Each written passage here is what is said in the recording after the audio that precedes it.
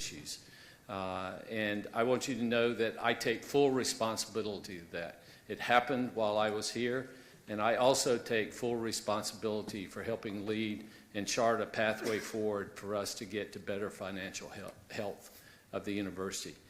This is a university-wide problem, and it's going to take all of us working together, and I very much look forward to working with everyone in the university to get us back on a positive trajectory.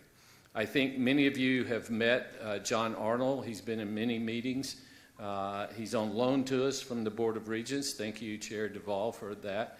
And John will have a presentation that'll go through and review where we've been, where we are now, and where we're going.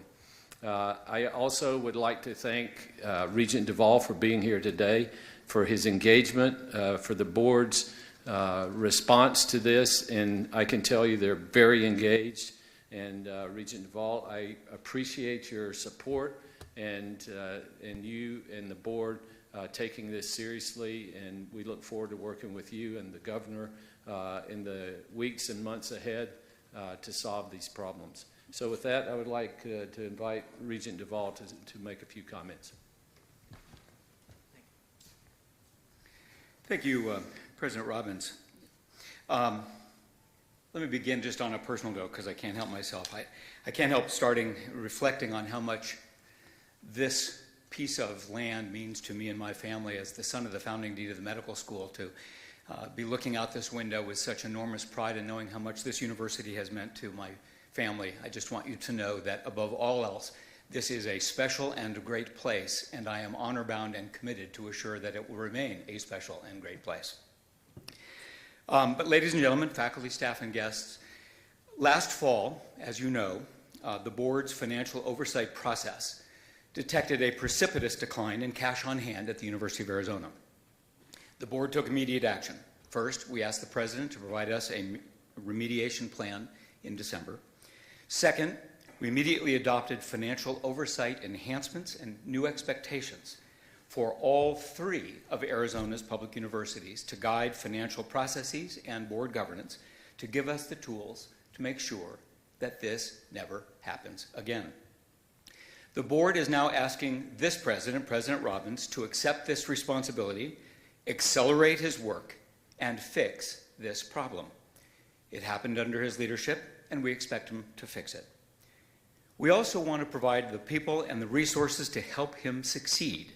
To that end, given his vast experience in budgeting, we've asked, as the president said, ABOR Executive Director John Arnold to assume the role of interim chief financial officer here at the university.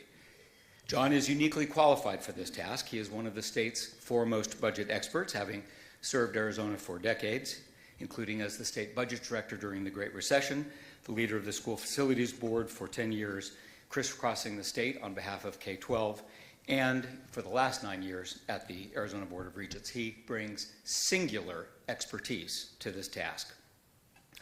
In addition, ABOR has retained two nationally renowned forensic firms with significant higher education experience to provide third-party advice and validation for the information that we are producing and decisions that we are making. We want to not only ensure that nothing was missed, but also triple-check our work. Now, John, in a moment, will get into the specifics of how the university got here, but let me just say first, there are some national factors to be sure, COVID, athletics, and others, and some factors that are unique to this university and how it has been operating. There will be changes here. The changes will be far-reaching, many will be difficult, and they are all necessary. If we do this correctly, these changes will place the University of Arizona on a stronger footing, one that will provide the foundations for long-term success. But know this, above all, everything we do will be in service of our primary obligation to serve the students and to assure the long-term success of this great and special institution. This board will lead a process that is accelerated, that is transparent, and will hold people accountable. We start by making three absolute red line commitments. One, we will not break promises to any current student. Two, we will not cut needs-based aid for any Arizona student. 3, we will not touch retirement benefits for faculty and staff. Those simply are off the table. What we will do is bring strong, decisive action. And speed is important. We will work closely with everyone impacted, and we appreciate the engagement to date of all of the various faculty components of SPEBEC, of Gary Rhodes and the calibration team, and others throughout the campus for their help and engagement. But let's be clear, we don't have the benefit of time. Every day that we operate digs us, the way we have been, digs us a deeper hole. Consultation will absolutely improve our work, but undue delay will make turnaround more difficult. So I'm asking everyone on this campus that is involved to raise your line of sight. This is a university-wide problem, and we must address it university-wide. We are all too often used to thinking about our department or our school. I am asking that you think about this as our university. And let me conclude with this. The University of Arizona is strong. It's a strong university with world-class teaching, research, and brilliant students. Enrollment is strong, and private support continues to grow at record levels. We have a storied history, and we have a bright future. This university affords the freedom and the resources for each member of it to pursue their great work of seeking and sharing knowledge. Through this process, we must not only solve the deficit, but we must maintain the ideals and the environment that protects this great work. Bear down.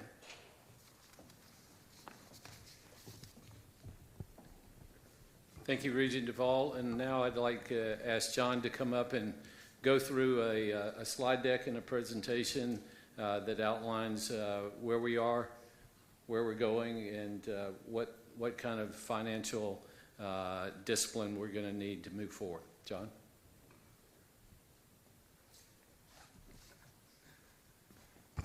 Thank you, President.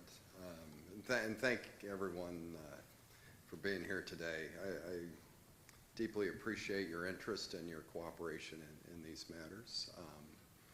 I'm John. It's nice to meet you all. I've met many of you in person over the last few weeks, and some I've known for years, so it's good to see everybody here today.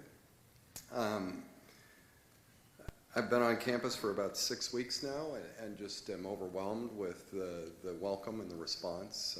Deeply appreciate just how positive everybody's been. Many of you have said to me that you knew there was something wrong here.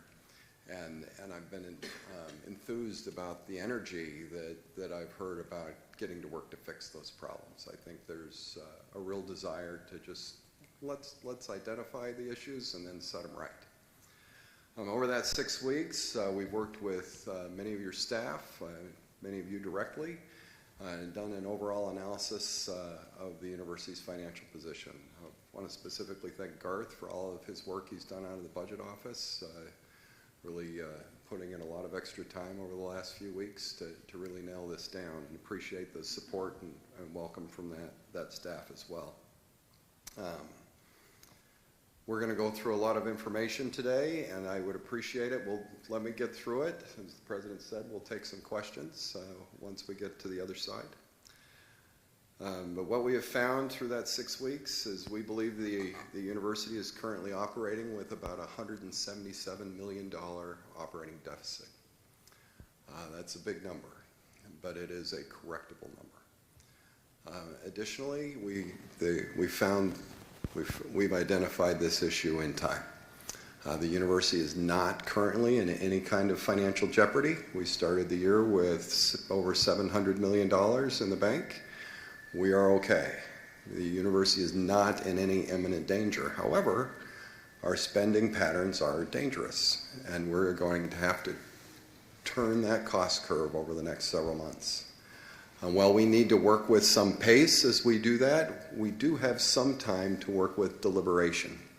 So we are looking to solve this problem over the next 18 to 36 months, and we're going to need all of your cooperation to do so.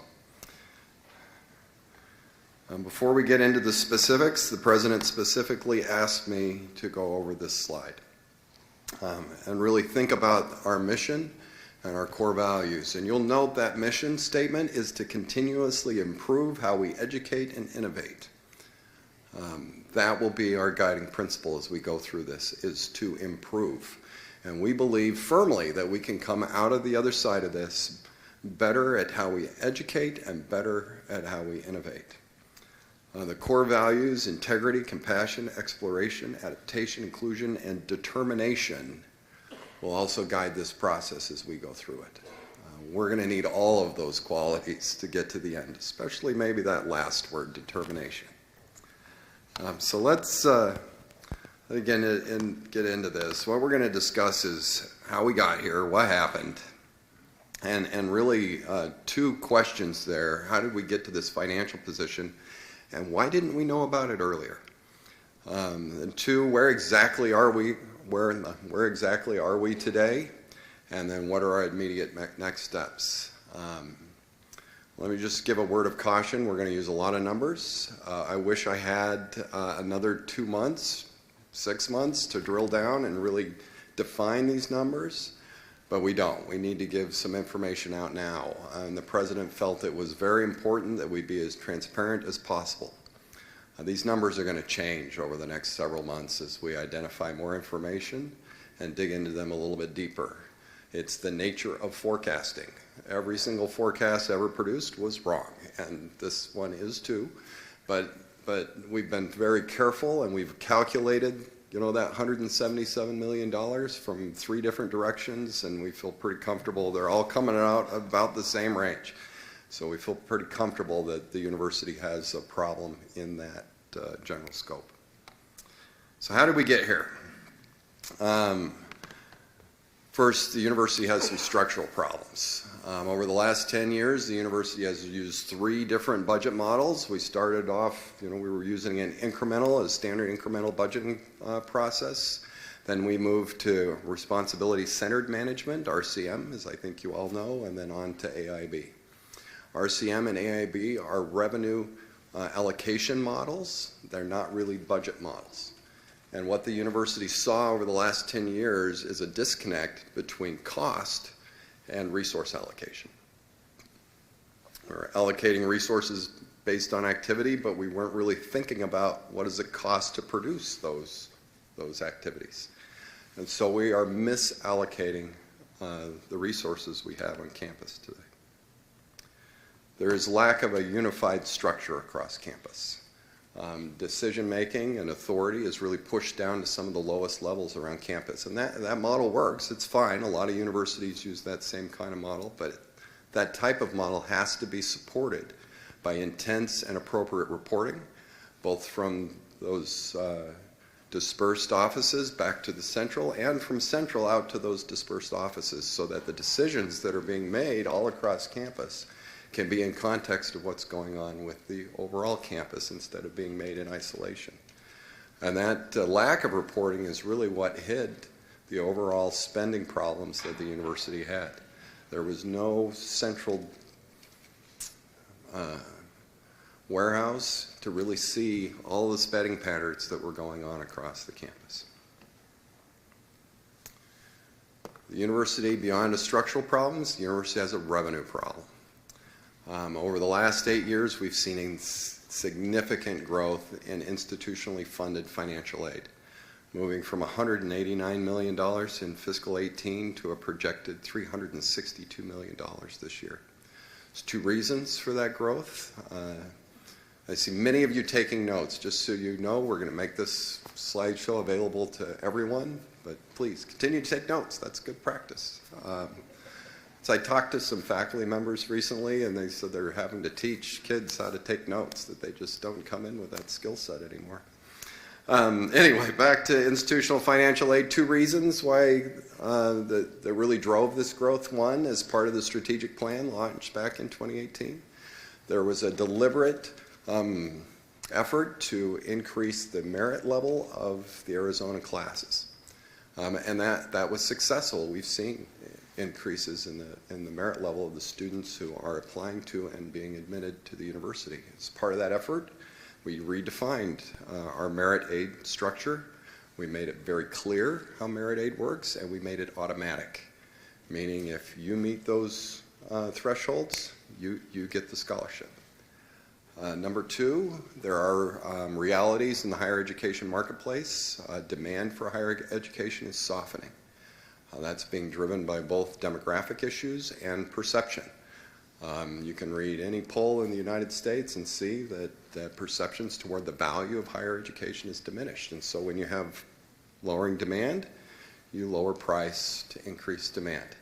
And so this excessive discounting was done both to increase the merit level of our student base and to maintain and grow our student base. Well, that's led to a flattening of our revenue model. The projected revenue per student on this campus today is the same as it was in 2018. Since 2018 to today, you'll be surprised to hear we've had some cost inflation. And so what we saw is significant increases in our cost per student and flat revenue per student. So surprise, we have a budget deficit.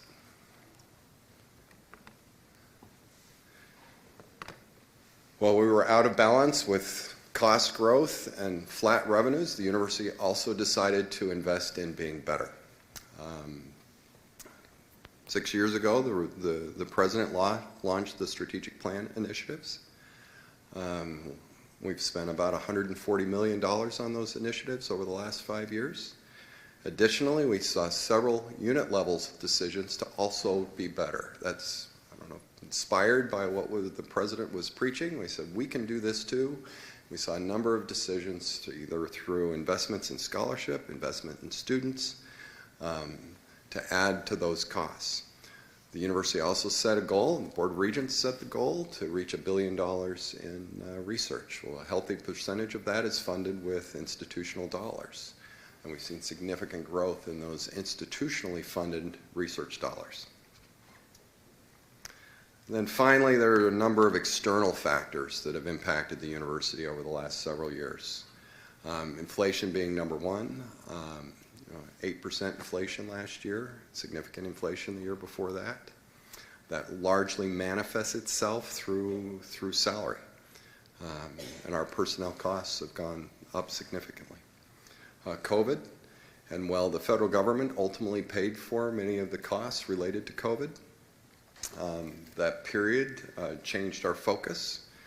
And it really camouflaged what was going on in campus and the underlying weakness in the university's financial model. And then finally, athletics. Over the last 5 years, the athletic model in the United States has been flipped on its head. And this is both driven by NCAA deregulation, which has added significant costs to our athletics departments all across the country, and a change in the revenue model. The revenue that was projected to be there for college athletics has not materialized. You've seen that in the confusion around national athletic organizations and others. So this is a problem that is not unique to the University of Arizona and one we're going to have to deal with.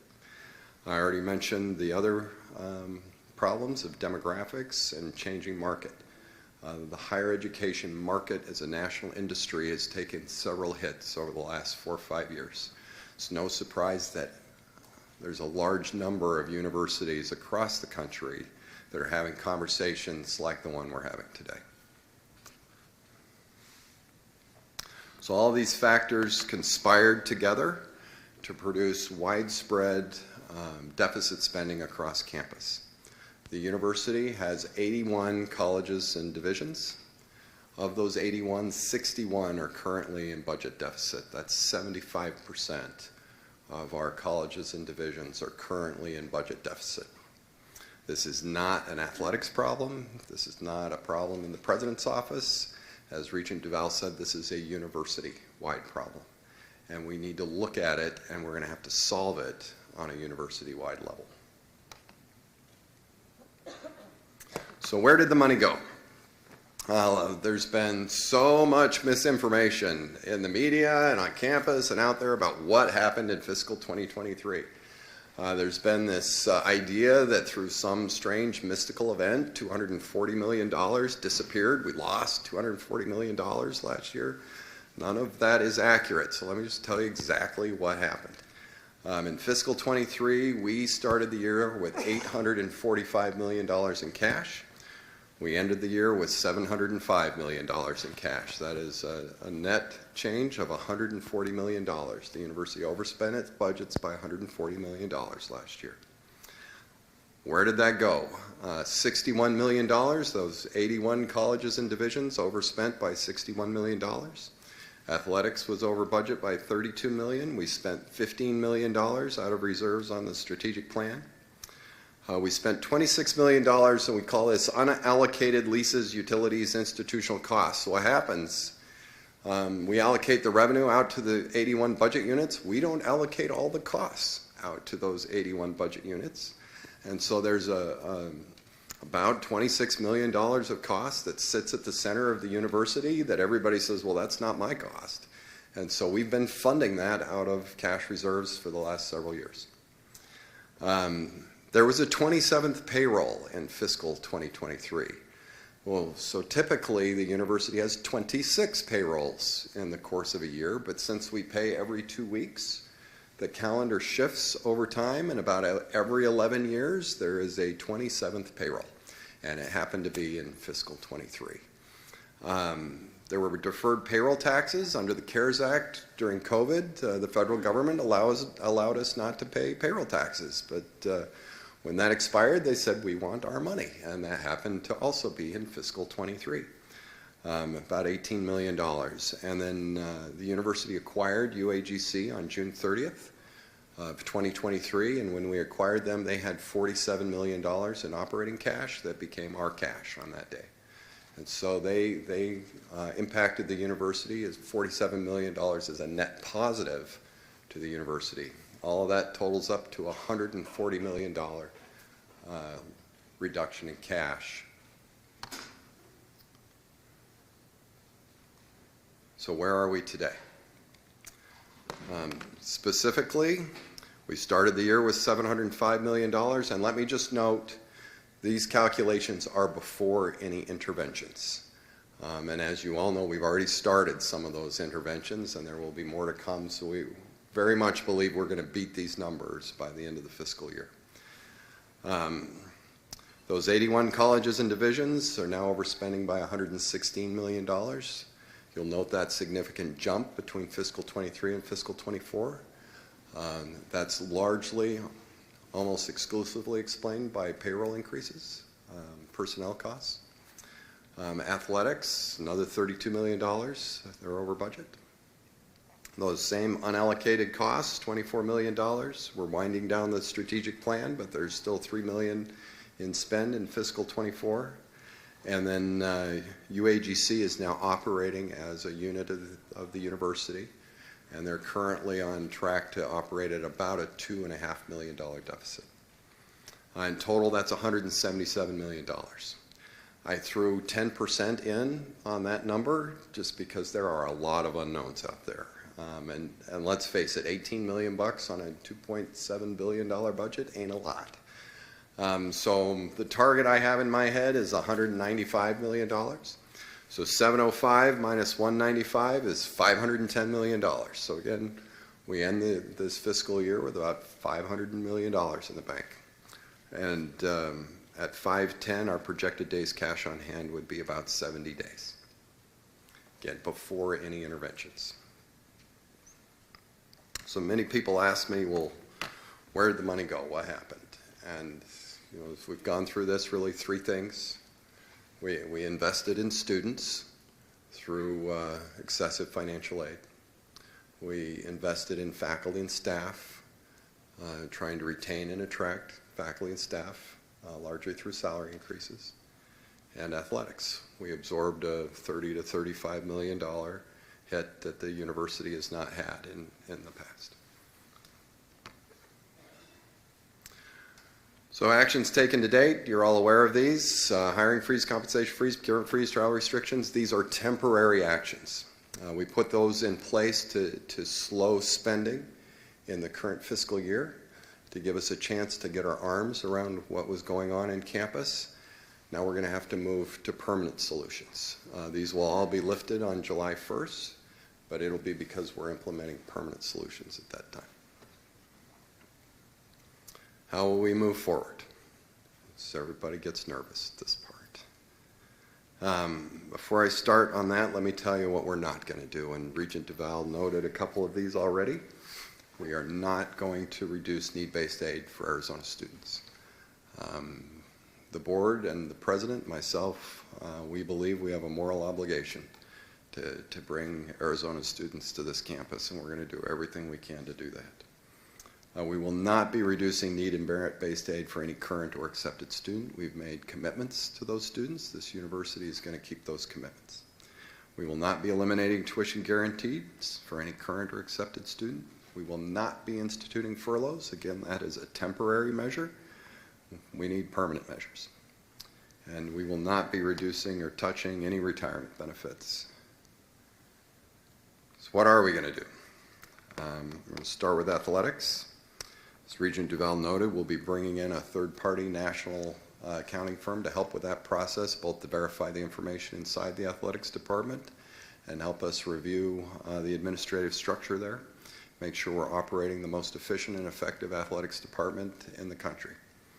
We're going to reset their budget. We will install hard caps on spending, meaning the university has to be able to plan for what we're going to spend on athletics and then live within that plan. We need to enhance the revenue outcomes at athletics. Revenues for this year are projected to be about the same as they were prior to COVID. Now there was a significant dip in revenues during COVID, but we haven't seen any sustainable revenue growth in athletics for 6-7 years now. We need to get after that and see if we can change that. Does that mean the cost of hot dogs at McKell are probably going up? The answer to that is yes. But ultimately, we're going to have to set some long-term goals about what we want out of the university athletics. And then we're going to have to be realistic about funding those goals. The idea that athletics can operate as a standalone, self-sustaining unit of the university moving forward is probably not realistic. So we just all need to decide. I think it is a community conversation led by the president and the board. So what do we want out of this program? And then we're going to have to be realistic about what that costs. And let me just say, we love our student athletes and are so proud of all the work and time and effort that they put in. They represent this university with pride and distinction, and we do not want to mess with that student experience. We're going to start with the administrative side of athletics. That's what we're talking about here. We're going to try to protect those students. UAGC. We need to increase the efficiency and effectiveness of UAGC. And to help us do that, we will be bringing in, again, a third-party accounting firm that can go in and verify the information in UAGC and then help us through this transition process as they become part of the University of Arizona. As I noted, in fiscal 23, $47 million positive cash impact on the university. In fiscal 24, their projected revenue stream is just under $230 million. Their projected operating expenses are just over $232 million, with a projected net loss of $2.4 million. We need to reverse that projected net loss, and we need to do it now. They're projecting a $3.1 million gain. We think we can beat that. UAGC was a fully realized university when they were acquired. University of Arizona is a fully realized university, meaning they have all of those same structures, and there's a lot of overlap between what UAGC is doing and what the University of Arizona is doing. And we need to do an efficiency review and then make sure we're in alignment and not duplicating efforts where we don't need to duplicate. And we need to do that at pace. We're going to reduce administration. The president asked me to approach solving this problem and approach reducing costs through the window of administration first. The goal there will be to produce cost savings, reduce bureaucracy, and improve outcomes. And if we can't do those three things, then we're going to come up with a different plan. Number one, he's asked me to review every single vice presidential position, and really vice provost, associate, assistant VPs, to see if we need those positions moving forward. So we will start that process immediately. He's also asked us, we're also going to be centralizing certain administrative functions.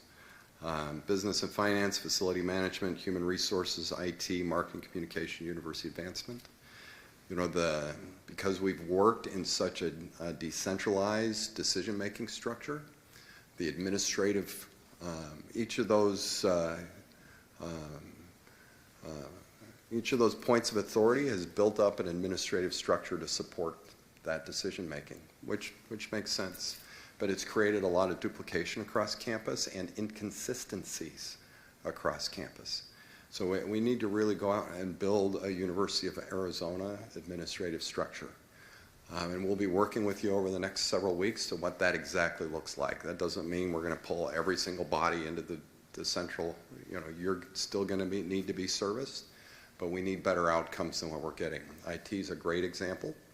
We have about a 30-70 spend right now, where 30% of our IT expenditures are central, 70% are out in the units.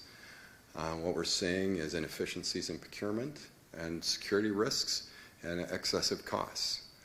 We probably need to reverse that, so it's a 70-30, which will have better outcomes and reduce costs. And then we need to improve our transparency.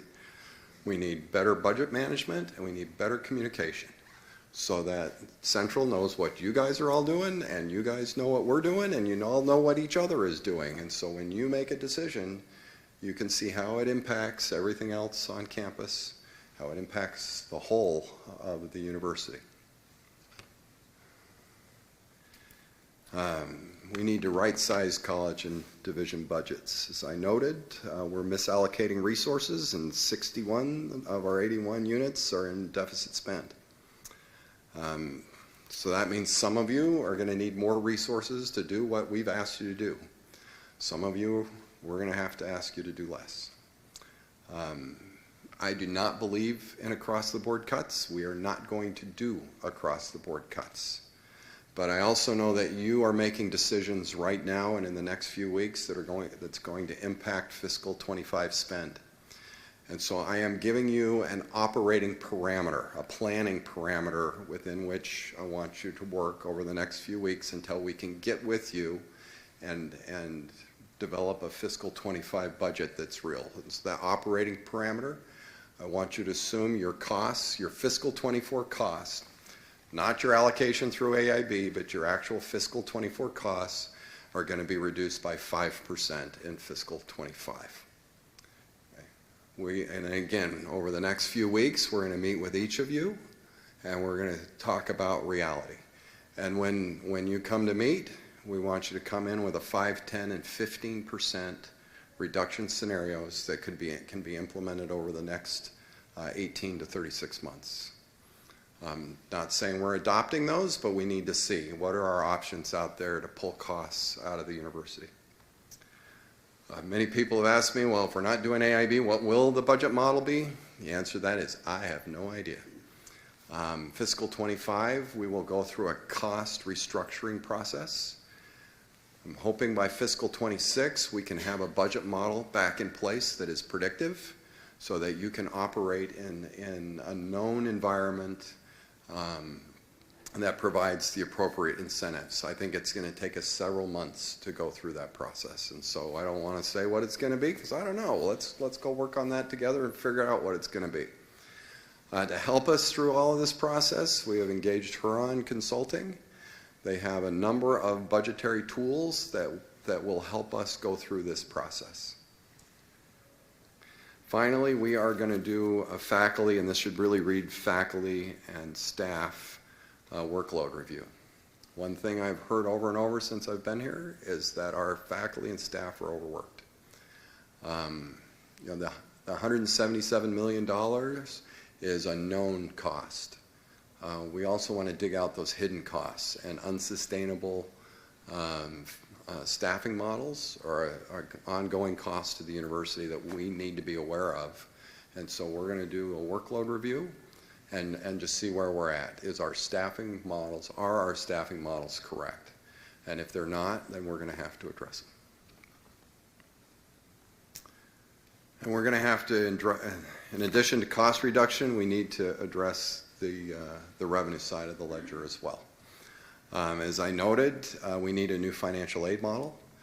And we'll be working on that over the next several weeks. Again, we are not going to change any currently offered financial aid. But as we move over the next several years, we need to put hard restrictions on what we're going to do on the financial aid side and put budget limits on that so, again, the university can plan for what's going to happen instead of being just subject to market whims. We need to enhance summer and winter revenue. We have a fantastic set of assets on this campus, and we need to maximize the revenue that these assets are generating. And then finally, we need to look at auxiliary revenue opportunities across campus. We're just starting that process, but we think there are opportunities there where we can enhance revenue in the near term. We are not looking to jack up tuition or all of those other things in the near term. And in some ways we can't because of the restrictions that are on us, but we do need to look at the revenue side of the model. So immediate next steps. We're going to centralize facilities management immediately. We have to become more efficient on how we're using our facilities. So I've asked Ryan to work with us on doing a space utilization study, and then we will be making changes. That means some of you are going to move, some of you are going to have your space reduced, etc. We need to get out of any leases that we don't need long term, and we need to be smarter about how we're using the assets we have. We're going to centralize human resource operations. That'll be done by March 4th. We're going to centralize IT operations. Again, that'll be done by March 4th. And then we'll start the budget process.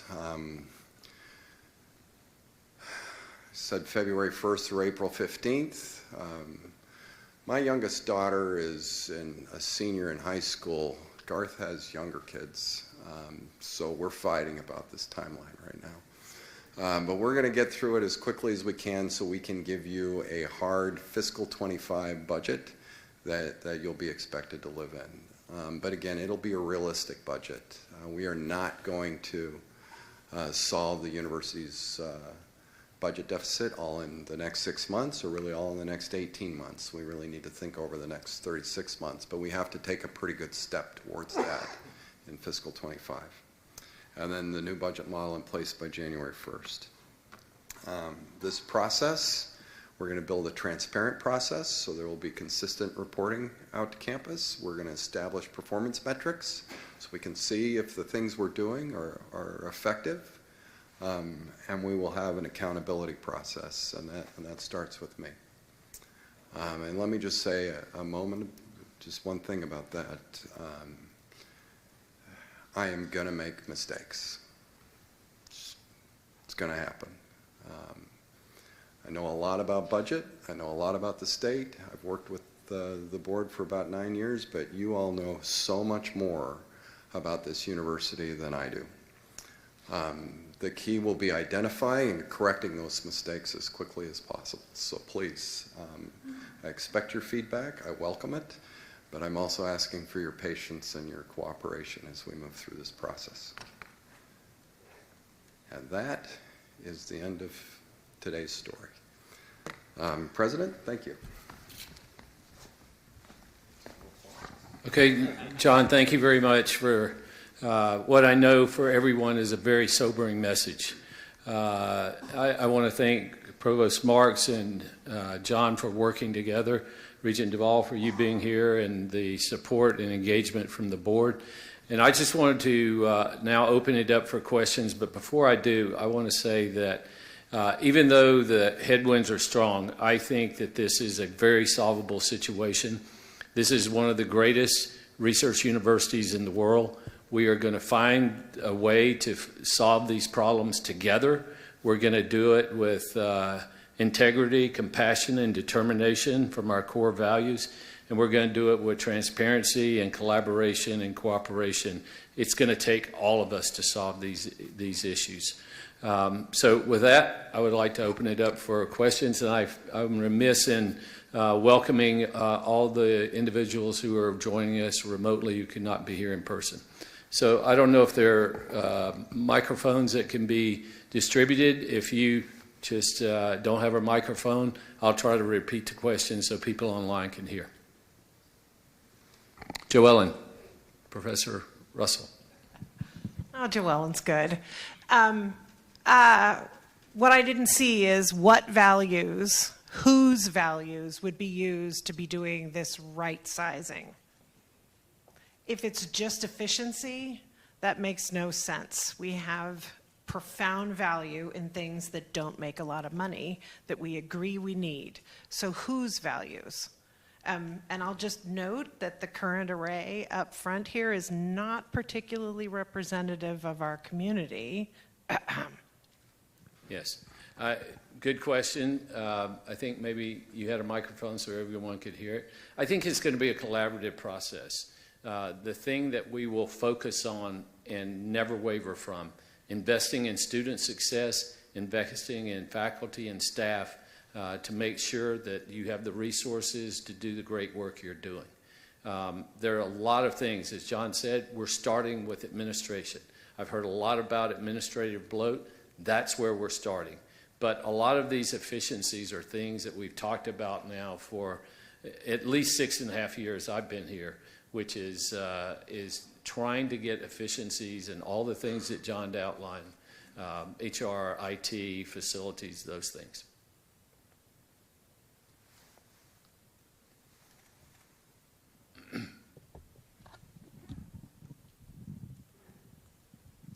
Hi, my name's Colette Scott. I work in health sciences in the Clinical Skills Center, and I've been here for 3 years and have seen tremendous growth in the programs in health sciences. We still have more growth coming, and I'm trying to decide what do we say no to if we're not replacing staff that we're losing and we continue in the same space. This idea of growth changes. And so what do we start saying no to? How do we retain the staff when we're asking them to do more with less? And how does that account for the budgeting? It's just a difficult time that every department is probably facing, but we're not good at saying no. We might be at one level, but then the expectations of the programs and the needs of their students become their priority. And it's a difficult situation right now. Yeah, you raised many good points there, and I think working with Provost Marks and John Arnold over the next coming weeks to get the budget set for next year, and then working with shared governance, faculty, staff, students, to then finalize what the budget process, as you've heard from John say, will look like going forward.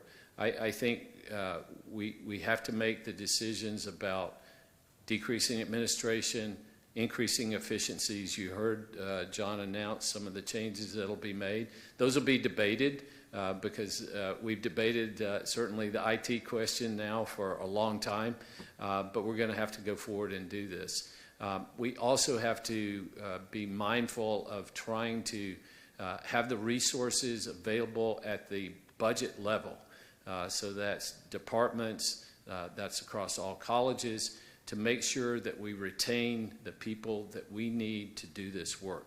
And so that'll be an ongoing process over this spring, and then into next fall, thinking about what the budget system would look like going forward. A true budget system, not a resource allocation system, but a budget system that are transparent and honest about what the costs are to deliver the services that we need delivered.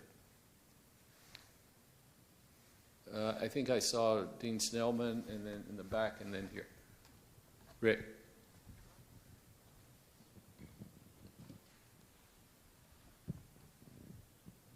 Thank you. What I didn't hear is anything about college revenue, the ones that we generate. And I'm not talking about tuition. But while you're doing this process, long before this happened, last summer, my college decided we needed to create more revenue. Right? It just seemed like a good idea. And so we started back then, and now we're doing it. And then with some words that came out either from John's mouth or from something on the newspaper or whatever else, how are you going to handle that? Because we're going to create more revenue. What are you going to do with it? No, that's a big problem. Thank Well, you. Go ahead, John. I would say we want to incentivize everyone to increase revenue, while at the same time talking about these efficiencies and cost reductions. We can't continue to have deficit spending.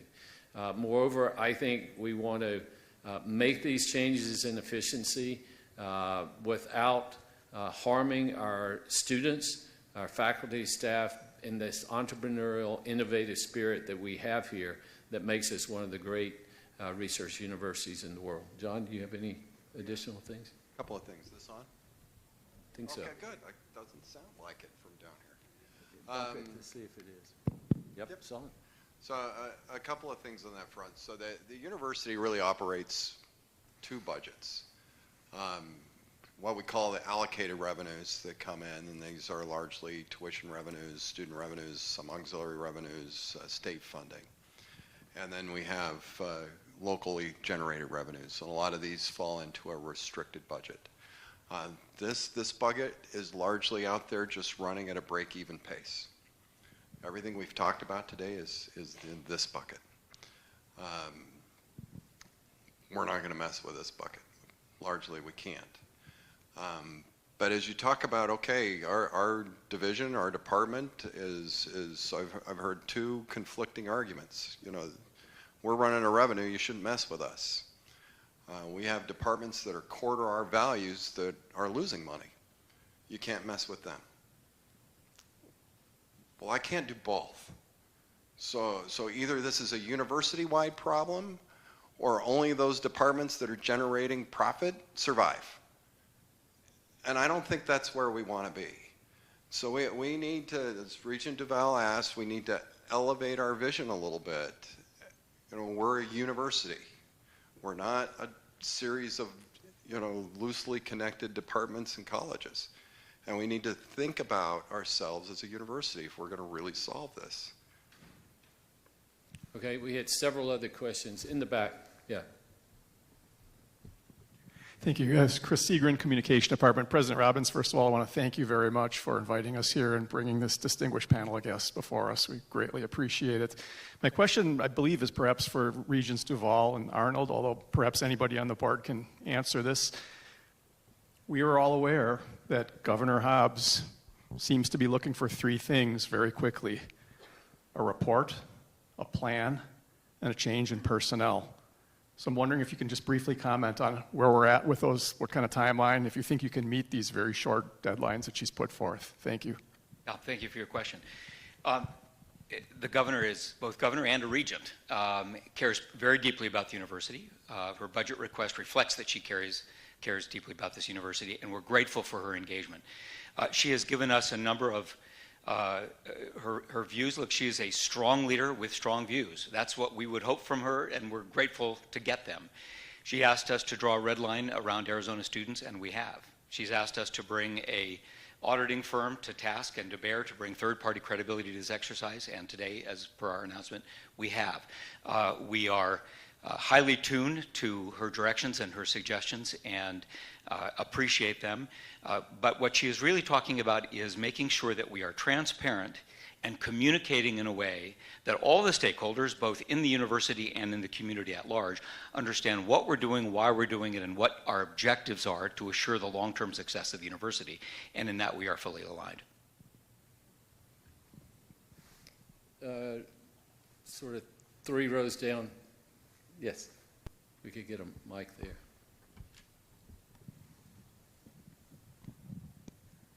Thank you, President Robbins. I'm Melanie Madden, the chair of Staff Council, and I think I heard there are 3 accounting firms being retained, one for athletics, one for UAGC 2, and then one for central admin. So I guess the question that I know that staff representatives are going to ask me is how much is that costing? And is that coming from UA institutional? Don't have the final budget yet. John may, but I don't. It's two firms, and it will be paid for by ABOR. This is an ABOR-led project to make sure that we have the kind of independent credibility that the governor and the public is seeking.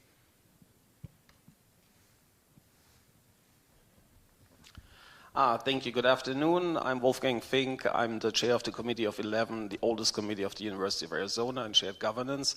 I have a question to John Arnold, please, and thanks for agreeing to meeting with us later this week. You mentioned on your slides a budget reset for athletics, if I recall it correctly. Can you elaborate what you mean by that? Is this a forgiveness of the incurred debt, or is it a total reset, or what do you mean by that? Thank you. Thank you. And we're just starting that process, so I don't have all of the answers to those questions yet. We will be developing those in the next several weeks. But as we get into this, I think we just need to be realistic about what are the costs of a modern university athletics program, and then how are we going to fund those costs. We are going to try to maximize the revenues that come out of athletics. We're going to make the athletics department as efficient as possible. And we're going to have to make decisions about what do we want out of our athletics programs, and then decide how to fund those. And Doctor, let me just add, look, we're not unique in this instance. Outside of the SEC, every university in the country is facing an upside-down athletics department. The dynamics around media rights not covering the costs, obviously the change having to do with name, image, likeness. There are lots of new changes that are taking place in this model, and yet we are cognizant that we want our students to have a full undergraduate experience, and our out-of-state students, who are so essential for a healthy balance sheet, are looking for that. So this is a community conversation that we all need to have together. Okay. Yes. Hi, I'm Christine Duddleston. I'm a staff member here on campus. I've been around for a very, very long time. I just have a general question in regards to the efficiencies, right, that we are discussing here and how we intend to improve them. Specifically, the university was going through a financial modernization. Is that still continuing? Will our systems be updated to, improve with the efficiencies, right? What are the plans? Yeah, well, first of all, thank you for hanging in here and staying with us for so long and all the work that you do. Many of the things that were in this investment from the strategic plan had to do with Trellis and other updates to the systems. And maybe, I don't know if John's gotten this far into looking at this about do we need to continue to invest in systems that will help us be more efficient? Thank you. And this gets back to we need to build out the structure so we can operate as a university. Enterprise is as good a word as any.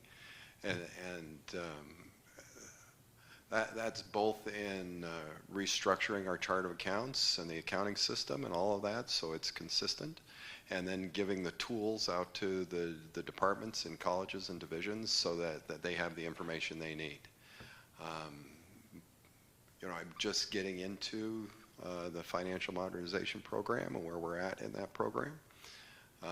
But we are going to have to solve that problem as we move forward. And if the existing solution set is the right one, we need to go look at that or not. But it gets back to what are our goals, and those goals have to be on the table.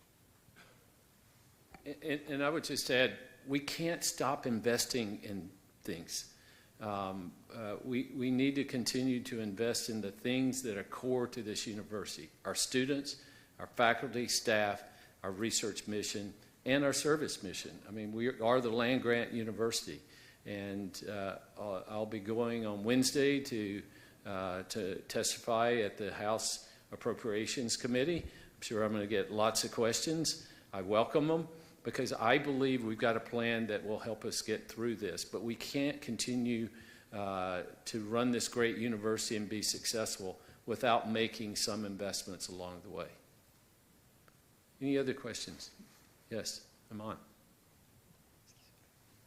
maybe this would be the last question, Iman. I'm sorry. We could stay here all afternoon, and I look forward to continued engagement, and I encourage you all to reach out to us, to Ron, to John, myself, in the coming weeks, months, and years. So, Iman, you get the last word. Okay, I will make it short and simple. I am Iman Hakim, Dean of the College of Public Health.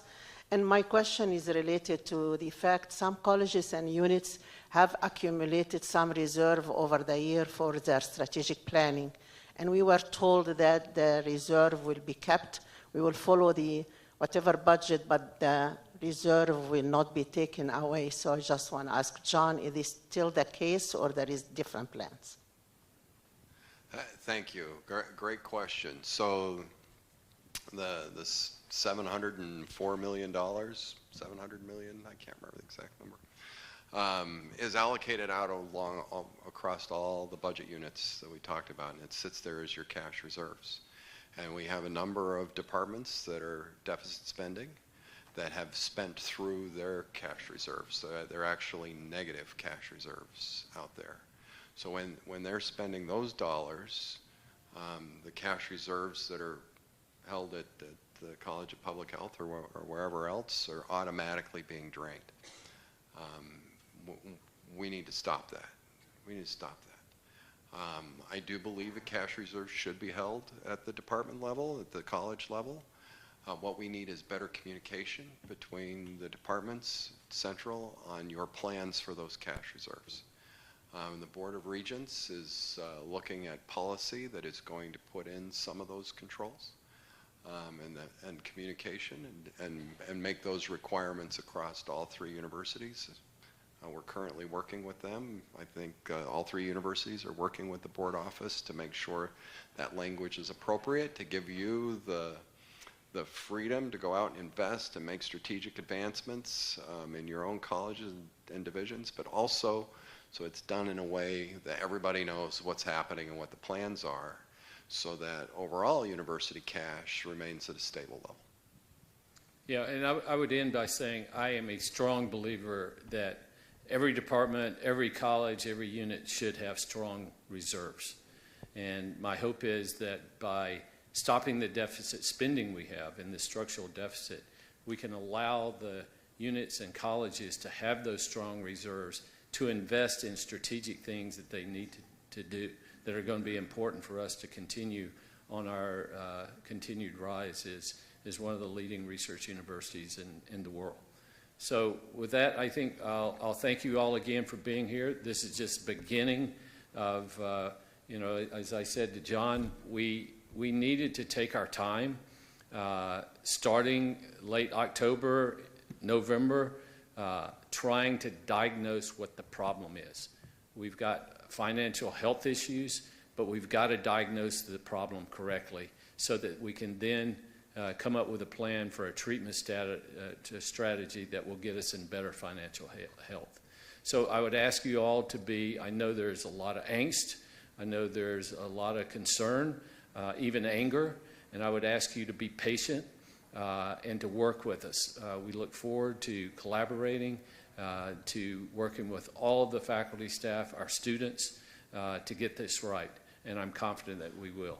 So we'll be obviously speaking, now that we've got the diagnosis, we'll all come together because it's going to take us all to execute the right treatment plan.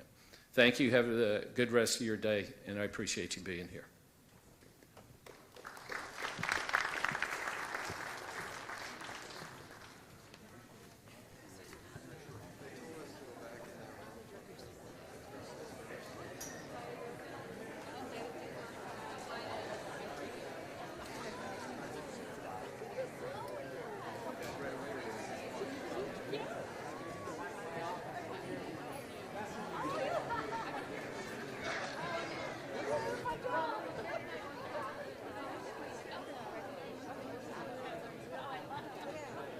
Just